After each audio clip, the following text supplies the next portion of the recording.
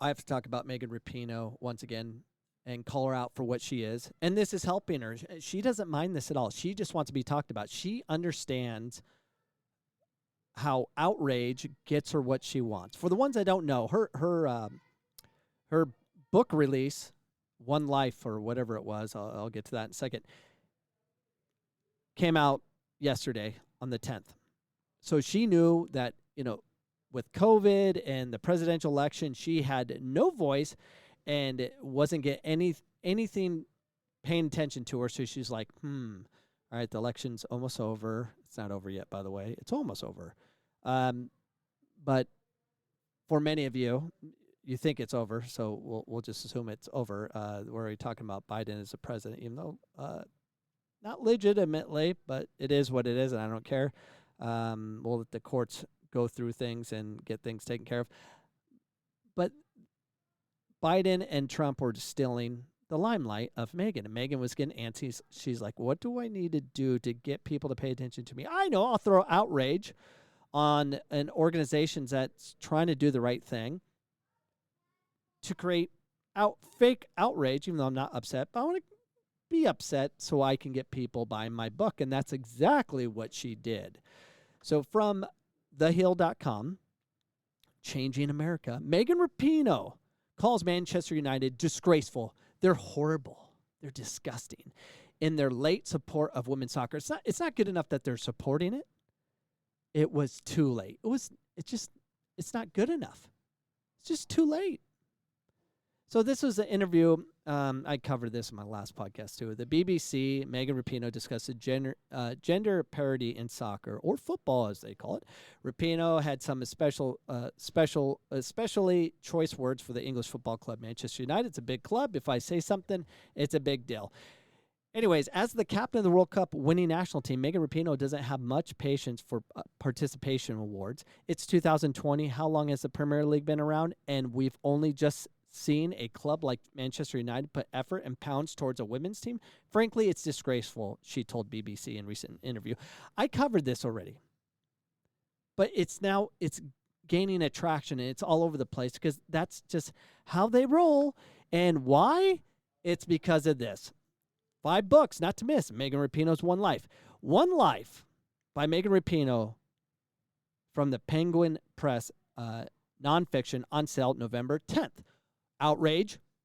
Let's create outrage on the 8th and 9th and let it kind of roll so we can talk about my one life. That's what she's doing because her net worth, and this is from Storytel.com, Megan Rapinoe's net worth 2020 salary endorsements facts.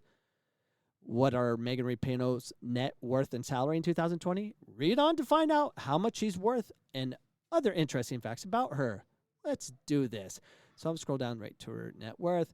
They got her career highlights. We know she's an amazing athlete. She did really well in the World Cup, and she is worth $3 million, and it's never going to be good enough. In 2020, Megan Rapinoe's net worth is valued at $3 million that we're aware of, and she married well, a soon-to-be Hall of Fame basketball player. So between the two salaries, who knows what their worth is, and I hope they tax the living daylights out of her. Tax. I hope they take more than half. I hope they take a ton more. Give it away. But she does donate 1% of her salary towards charities. That's just very nice of her. She might want to donate more to avoid more tax deductions, but I think she just likes giving her money. Just take it and hope it works out. It never works out with the government, but that's another subject. So Megan Rapinoe, for all you media whores out there that just enjoy being controlled by the media to believe whatever they're telling you. It's all about left. It's left this, left that. And you make money off it. I need to be part of this. You make money for being outrageous towards the woke nation. You make money for doing so. That's why Landon Donovan acts the way he does, because he wants to be recognized. He wants to be part of the party because the party is the left. So no buts about it. We get it. I got it. That's what they are. The outrage is there, and it's a safer place to be because you don't get fired for it. You don't. You get fired for like podcasts like this, calling them out for what they're doing. They're manipulating the media. Well, the media is manipulating them as well.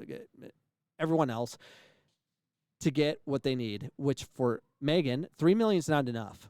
She needs more because she's getting taxed like crazy because she likes being taxed. She needs to get more money through her book deals. And if she doesn't do well in her book deals, she can't, get more money for the next book deal, which won't appear. And the only way she can keep getting book deals is she has to be out there. So she's being forced to be put in a situation of what?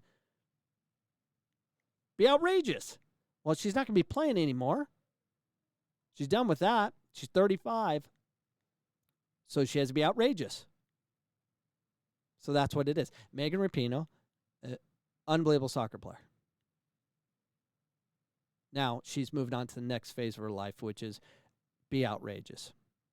It's not her. I don't think that's her. I think she's a very nice human being, and she's stuck in the situation of I need to keep trying to find attention so I can feel good about myself, and I need money. And the only way she's going to get money is she needs to do speaking engagements and just be outrageous, mad. She has to be mad. And this is what needs to be called out. We need to stop this madness. It's not good to always be angry and outrageous. If anyone does something good, it's not good enough because we know what you did in the past. Kind of like Megan Rapinoe's brother, who she's forgiving. She is understanding, which she should be, even though he has a swastika on his neck, and she's trying to understand why. And I like that. Not that her brother is a racist, but I think you should always seek for understanding versus let's just crucify. Maybe he's not racist anymore.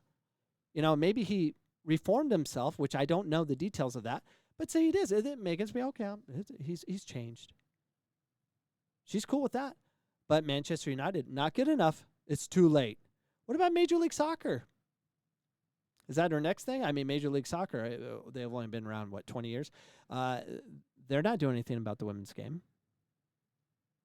They actually don't even fund the women's academies or anything. It's all on the NWSL, which doesn't have enough funding to function. So I don't know. I just think it's strange, and the timing is brilliant. So will I be buying Megan Rapinoe's book? No, I will not, because I don't want to read it. And I don't want to help her keep doing what she's doing. So if you want to keep her from being self-destructive, because that's what she's being, don't buy her book.